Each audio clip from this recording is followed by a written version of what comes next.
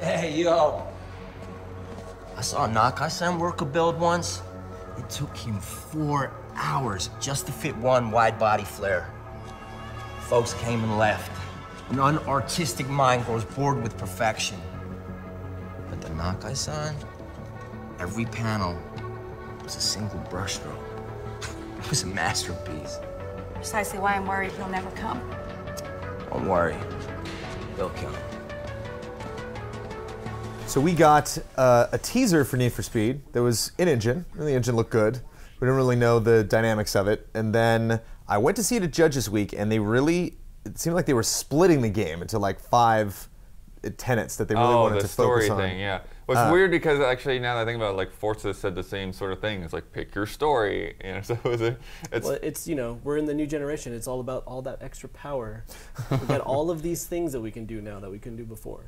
So Omar, I didn't know you were a big Need for Speed fan. So they seem to kind of divide it up into maybe 5 or 6 different Need for Speed type of players. Yeah. And off the top of my head, I don't remember what all of them are. I know Style is one of them. Cops is one of them. Cops. No, I didn't really. Or just evading the police. Yeah. Oh yeah, Outlaw. That's what it's right. called. Yeah. So Speed, Style, Build, Crew, and Outlaw. So out of those 5, what sounds the most enticing to you as far as Need for Speed Style, goes? Yeah, it's all about style. All about style. All about those crazy burnouts around the corners and stuff. Things that you could never do in real life. Can you do that in other franchises? Is that something that Need for Speed's really known for, or is that something that everyone else does? I mean, not so much now. I guess you could do some of it in the Crew. Also, the Crew's handling is not nearly as fun. But yeah, it's weird because it's like they've gone to this. It's like Need for Speed's been reinventing itself for like the past 5 years. And they're like, we're going back to the drawing board, and this is going to be the definitive Need for Speed. Darn it! It's like, again, okay. But it's interesting because they say they've cherry picked all of this stuff from all of these different games, and I'm like, have you? I mean, this feels like Underground, right? It does. I mean, and it even feels like Rivals in a way. It's like there's 2 kind of racers, right? There's like the Gran Turismo's like simulation. I'm simulating everything like being in an actual car, and then there's arcade racers, and arcade racers are always going to be kind of silly and kind of like far-fetched and fun, and that's what this one falls into. One thing that's interesting though is like when you set up your car or whatever, they actually have like a slider. So they have like this like really deep customization, but then they also have like a really simple slider. It's like, you know, you want drift or grip kind of handling. So, you know, they say so that nobody will be able to complain about the handling. Yeah. But and they said that no matter what you do, whatever you choose, like if you're going to go crazy drift or crazy grip, the game is balanced in a way that both style of players can compete equally for points. Because you can set that up and then compete in multiplayer. Yeah. You don't want to have like some unfair advantage. And that's kind of, I mean, they're still kind of holding on to that a little bit from Rivals. Well, you don't have people coming in as cops, which is good. Yeah. Yeah, so like the all drive thing to where like your friends are always in the game with you and that kind of thing, which I'm sure they still have the filters so that you can have everybody, you can have just your friends or whatever. But that was actually kind of, because we did get to play a race. It was kind of strange to me because, you know, they started you off with like a couple minutes to customize the car, make it look how you wanted, and then they put you into a race, and then you're basically in the open world, and you could do whatever events you wanted. And like, I won the race, and I was like 7th on the leaderboard out of 8. And I'm like, what am I doing wrong? You know, drive with that style, man. I was trying to do the style thing. I did the drifting event. You know, I did another time trial event. And I'm like, I don't know where these points are coming from. But like one of them is the crew points. You know, for like driving near people. And I think that like what happened was like when the race started, you just had one of those guys that just like piled into a bunch of people. Right.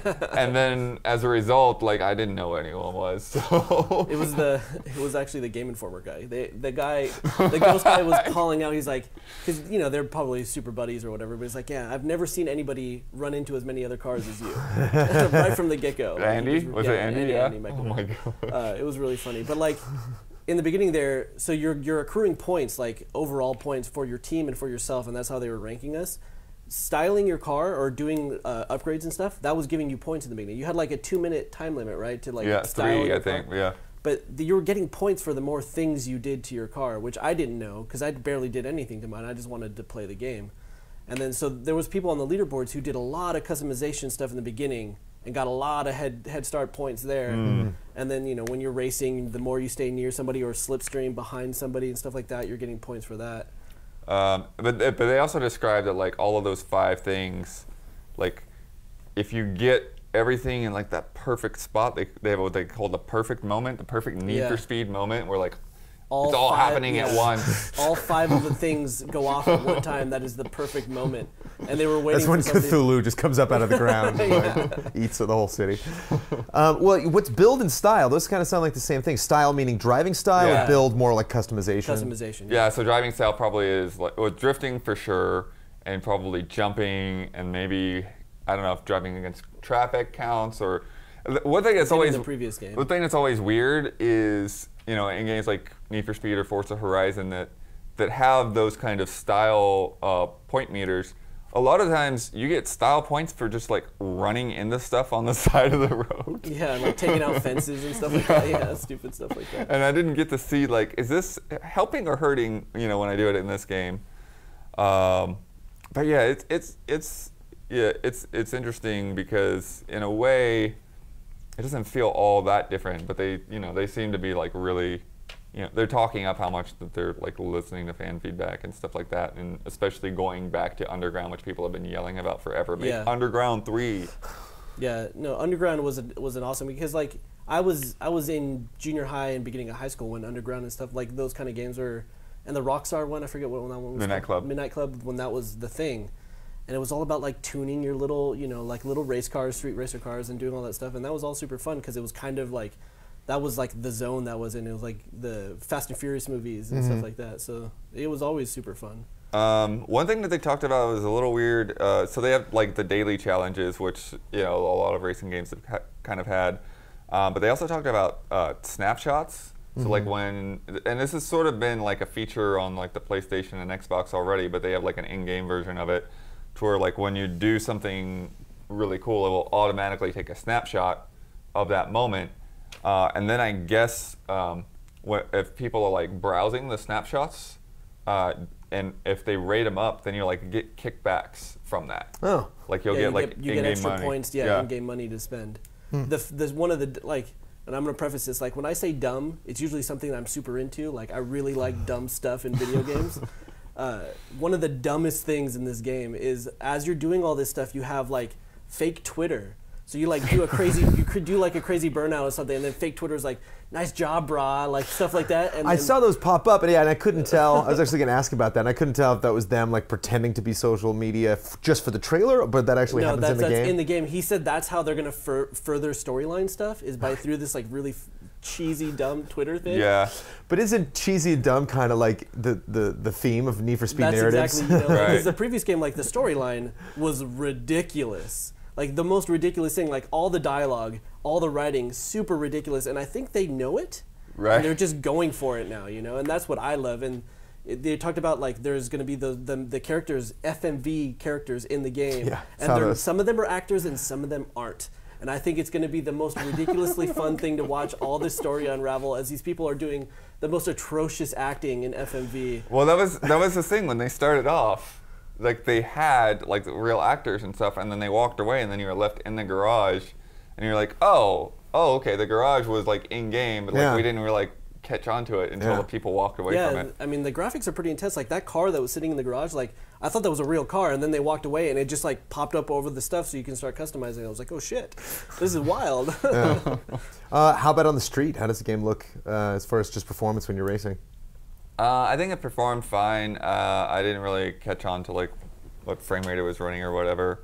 I never noticed any slowdown or anything, and I mean we had a pretty tight little area that we were in, so that's not like super indicative of what's going to happen overall on the big overworld map. But it all looked really good. It was moving fairly quick. Yeah, I thought it looked good. It was just one of those things where like you were just kind of driving circles in the same space. It is based on Los Angeles, like they can call it Ventura Bay. Yeah, Ventura Bay, and they said it's an analog to Los Angeles, which will be, you know, because playing GTA and stuff, like those like moments where you run into something you recognize are kind of cool, and I wonder if we'll have that same kind of thing in this game, like driving through some stupid downtown area or something like that. That would be rad. They did say, one thing that they did say is, in comparison to Rivals, is that the cops won't be so annoying.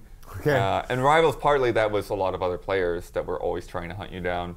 But yeah, and what they did say was kind of cool is that like you can learn where the police stations are. And so it's like, you don't want to run into the cops, then don't get near the cops as much. Right. So, but that actually might have been one of the things that threw off my points too, is I was never in like a cop chase. Yeah, I never got into a cop chase either. But I mean, the guy said before that, no matter how you play, it's balanced. So if somebody is into running into the cops and you're not, like, you should be able to gain enough points doing other things to keep yourself in the game. Yeah. But maybe that's not balanced super well yet or something, but, you know. And staying in the game, that's mostly customizations and stuff you can add to your cars, or more cars. I mean, your experience, what do you think? He talked a lot about customization. He said there was like more than has ever been in Need for Speed. There's a lot of like licensed parts and stuff for sure. And then like as we were talking about the grip tuning balance, like below that, you know, easy slider, there's a whole lot of options to do like minor tuning adjustments. So I think they're definitely catering to that side of things, which has never been my thing, but it's more his. Yeah, you know, that if you're into Underground and stuff like that, that's what you're there for, is to make your personal little, you know, crazy rest rocket, whatever you want to call it. Like that's, you know, that's the kind of car you're there to make. So are you probably going to play Need for Speed games, or just check them out just because you love the series, or are you really, did you want this game to impress you? And you're like, please just give me a reason to pick up Need for Speed, because you know what, I took a break from Need for Speed, and then when Rivals came out, because I needed stuff to play on my PS4, like I picked it up and it was super ridiculous and I loved it. So I'm probably in it now, you know, and just seeing like the FMV stuff is like, of course I'm going to play this game. Like, it's going to be so dumb that I have to play this game. But as far as like picking up racing games and stuff, I'm not a super racing game fan. It's just this style of just out of control arcadey racer. Like Trackmania seems super awesome to me because it's so far-fetched. Right. And this is like on that kind of spectrum as opposed to like... Actually, I should see if there's any of those Trackmania games in the Steam sale. I've been meaning to poke around with that thing. People tell me about it for years, and I never get to it. So between this and Forza, does either one of them have a clear edge? I mean, I know they're not necessarily the same game. They're not comparable. Different attitudes, Yeah. but did you play something during the day? A lot of what we've seen from Need for Speed has been at night. I think it's all at night. It's all at night. It's all at night. They said that, yeah. Yeah, it's Oh, all okay. like underground race crew stuff, and it all happens at night. Well, there you go. There's a day-night cycle you don't have to worry about. And you know, we were joking before about, you know, just like rebooting this franchise and starting over. Like, does it feel like that at the end of the day? Now that you like got your hands on it and got all their info, like, does it seem it doesn't really not to just me, for Need for but- Speed, but maybe like the direction that Need for Speed is going? Does it seem like this kind of thing is going to have longevity? This reboot or whatever this is. I guess. I mean, I think we'll just have to see how the fans react to it. I mean, I think that's all they're doing is they're trying to get back to those days when Underground was just like destroying the sales charts, and so they're just like, nope, that didn't work. Nope, that didn't work. You know, so they're just Right. trying to make it happen. And I think Rivals suffered just by being cross-platform. You know, as anyone that played that game on last-gen systems just wasted their money. It was just not a good port. Well, is this coming out on last-gen systems? Or is I this don't just, think there's so. no way to mistake this one, right? Yeah. This is definitely their clear. Are any next-gen games push. coming out on last-gen systems anymore? Sports games There's a and- few here and there, but it's pretty dried up. Yeah, I would hope so. We're 2 years in now, right? It's time for next-gen games. It's time for Need for Speed. Do we know when it's coming out? We do, but I don't know off the top of my head. So. It was like November of 2016 or something. I don't know why. Oh, I wow, wrote that okay. down. No, not 2016. It's this year. This year, yeah. Oh, so November of this year. I remember November, and I was like, oh, because I was going to turn around and ask. And then as soon as the demo ended, everyone was looking at the leaderboard, and the thing that it was showing us the date on our screens. Oh, okay. And I totally blanked on writing it down. But of what you've seen, you're curious, Omar? You think Yeah, this might be a absolutely. game you'll check out? Yeah, absolutely. There you go. There's a glowing review from Omar. Some careful analysis from Bloodworth. Thanks, guys.